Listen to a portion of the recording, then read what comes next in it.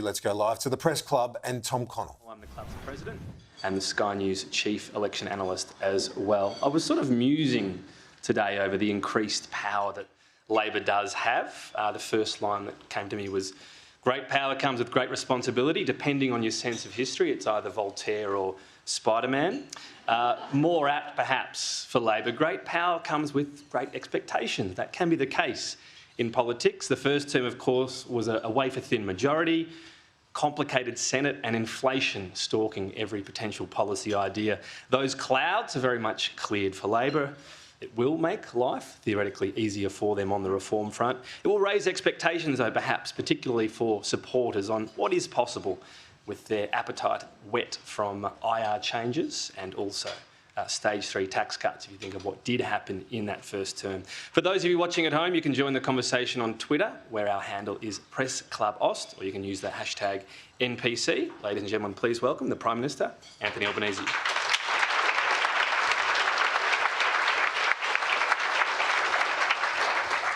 Well, thanks very much. It's great to be back at the National Press Club. And I begin by acknowledging the traditional owners of the land on which we're meeting and pay my respect to elders, past, present and emerging. I want to acknowledge all my many colleagues who are joining me here today, and I say on behalf of every single Labor member and senator, we are humbled and honoured by the trust that the Australian people have placed in our government.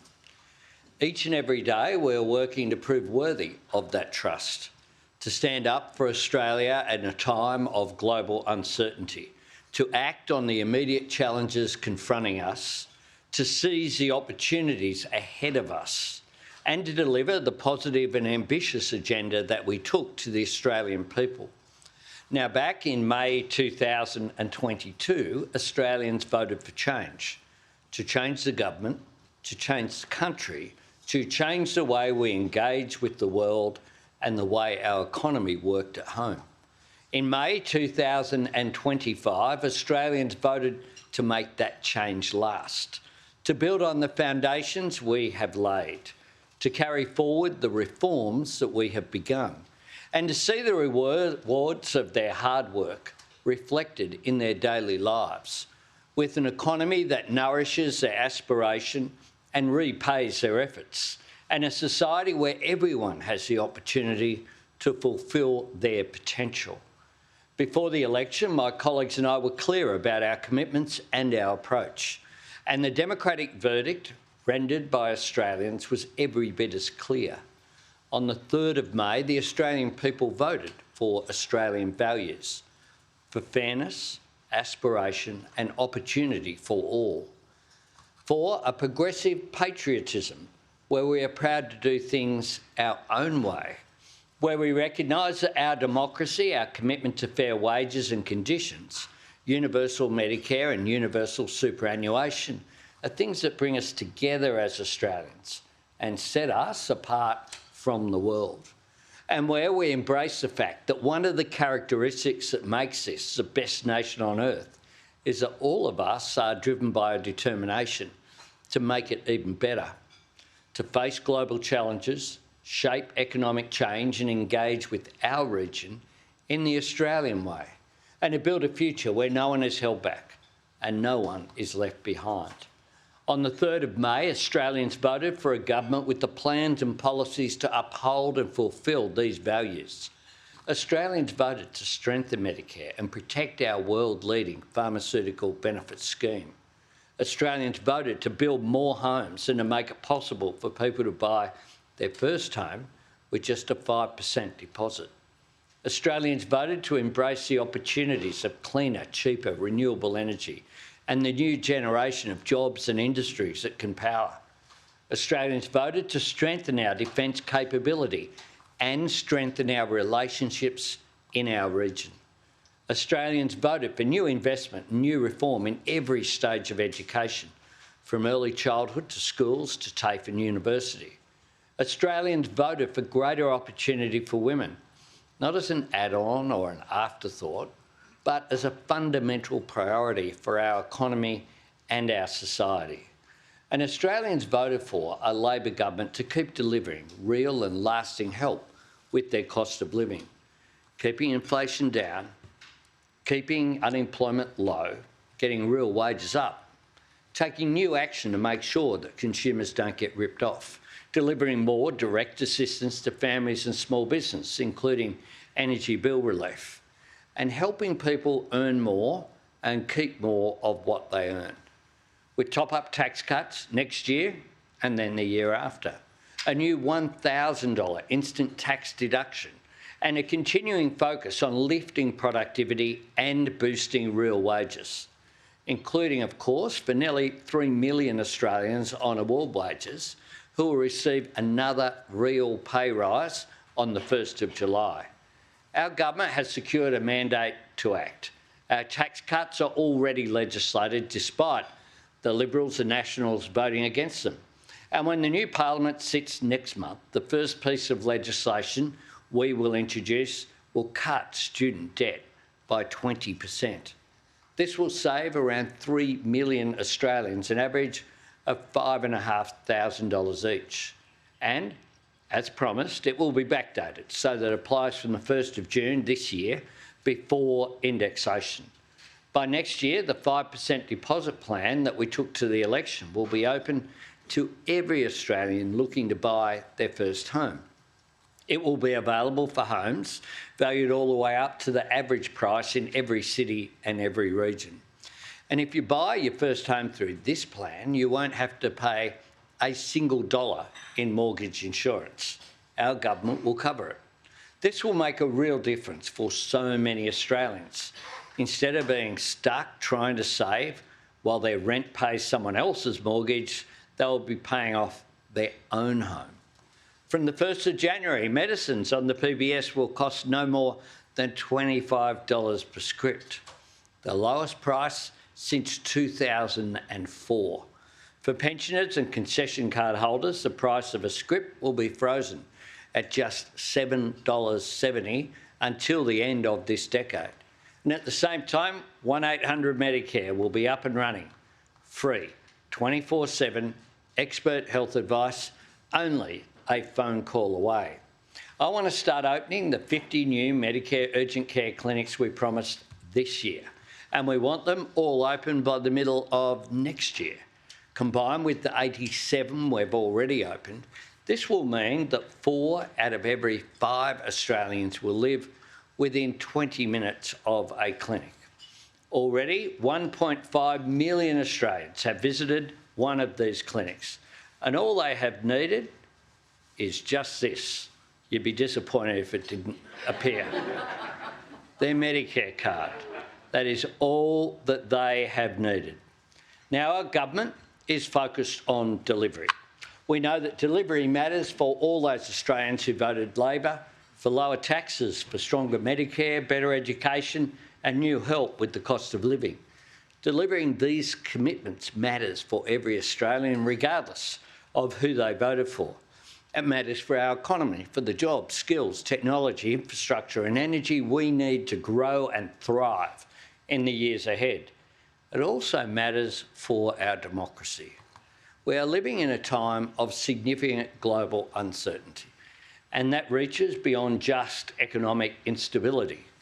It is the more corrosive proposition that politics and government and democratic institutions, including a free media, are incapable of meeting the demands of this moment. Some simply dismiss such sentiment.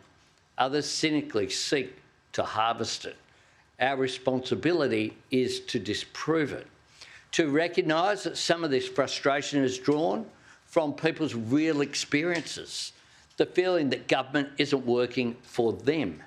To counter this, we have to offer the practical and positive alternative, to prove that a good, focused, reforming Labor government can make a real and positive difference to people's lives, and that we can do this while building for the future too. A future which delivers on our vision for a stronger, fairer Australia, indeed an Australia that is stronger because it is fairer. A future where we realise our potential as a renewable energy superpower. A future where we have a thriving, advanced manufacturing industry, where education enriches our human potential from universal, affordable early learning through properly funded schools and a dynamic tertiary sector.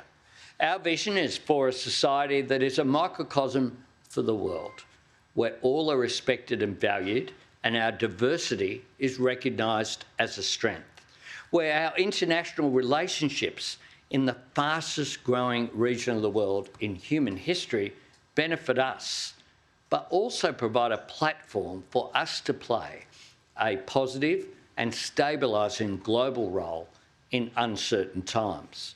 Our government's vision and ambition for Australia's future was never dependent on the size of our majority, but you can only build for that future vision if you build confidence that you can deliver on urgent and immediate necessities.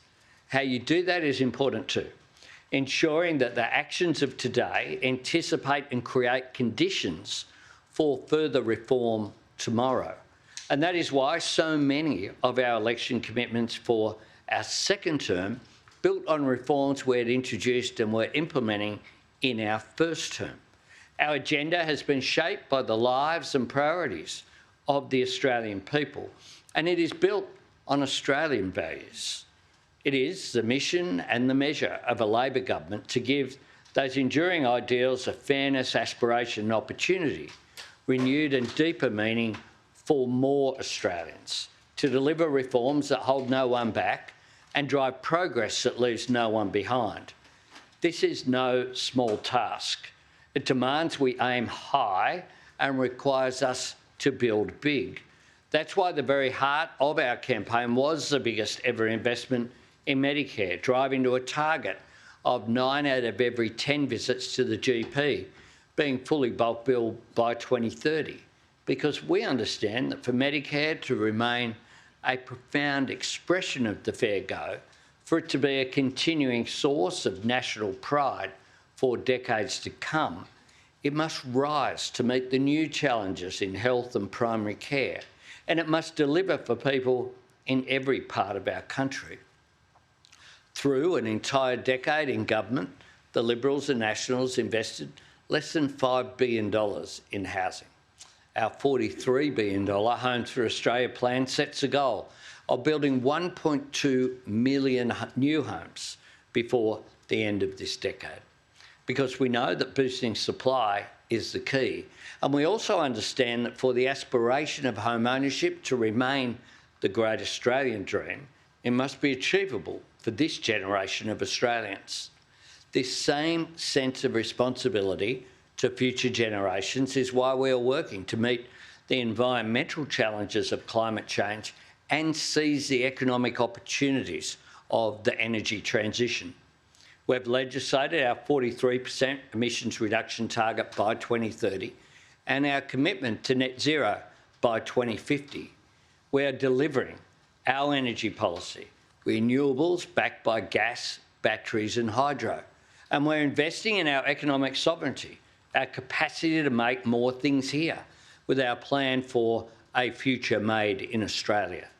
As I said on election night, this is a time of profound opportunity for our nation, because when you consider the resources and energy and technology that a world moving to net zero needs, when you look at our world-leading universities and researchers and TAFEs and startups, when you think about the change in comparative advantage that is occurring, we're having the space to co-locate extraction, refining and processing and manufacturing is of increasing significance as a proportion of the cost of production compared to the cost of labour.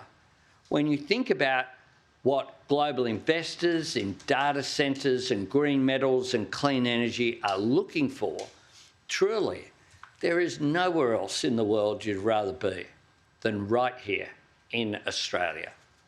But for all of our national strengths and natural advantages, our success is not guaranteed. Nothing is going to be given to us, and the world is not waiting for us. To realise this opportunity, shape it, and make it our own, we have to move quickly to build an economy that is more dynamic, more productive and more resilient. Now, this doesn't mean dismissing the policies or the values that we took to the last election. It means working together to fulfil them and build on them. The commitments the Australian people voted for in May are the foundation of our mandate. They are not the limits of our responsibilities or of our vision. The way we deal with big challenges and opportunities from our first term, from economic growth and productivity to the energy transition, will continue to evolve, and there will be new challenges to meet at home and overseas. In December of 2022, we responded to the worst global energy crisis since the 1970s by bringing together what was then the New South Wales Liberal government of Dominic Perrottet and the Queensland Labor government of Anastasia Palaszczuk to impose price caps on gas and coal. Now, none of us had taken that commitment to an election, but all of us recognised that we had a responsibility to act in the interests of Australians, or take our world-leading legislation creating an age limit for social media. Now, that arose from a courageous campaign led by parents and backed by the Australian media. Our government answered those calls, and this was passed with bipartisan support. This is about government creating a community standard as well as a legal one, making it clear that social media companies have a social responsibility, and importantly, giving parents and teachers a signal they can point to when they're talking with children about how to engage with technology safely. This matters, and we won't be taking a backward step on it. Being in government also means you can pursue unexpected opportunities. It has been 14 years since the Gonski Review identified the schooling resource standard. Now, for the first time ever, we have agreement between every state and territory and the Commonwealth on the funding and reforms to get us there, to ensure that every Australian student in every Australian school will get the funding they need to reach their full potential. Now, this goes above and beyond what we promised at the 2022 election, and delivering it wasn't a matter of issuing public demands or waving around a blank cheque.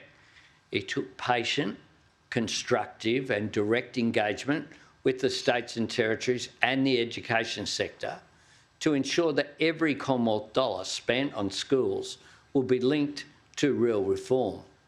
I look at this breakthrough as a model for our future engagement with the states and territories on other areas of shared responsibility, a chance to secure lasting, meaningful agreement on funding for public hospitals and ensuring the National Disability Insurance Scheme is on a sustainable footing.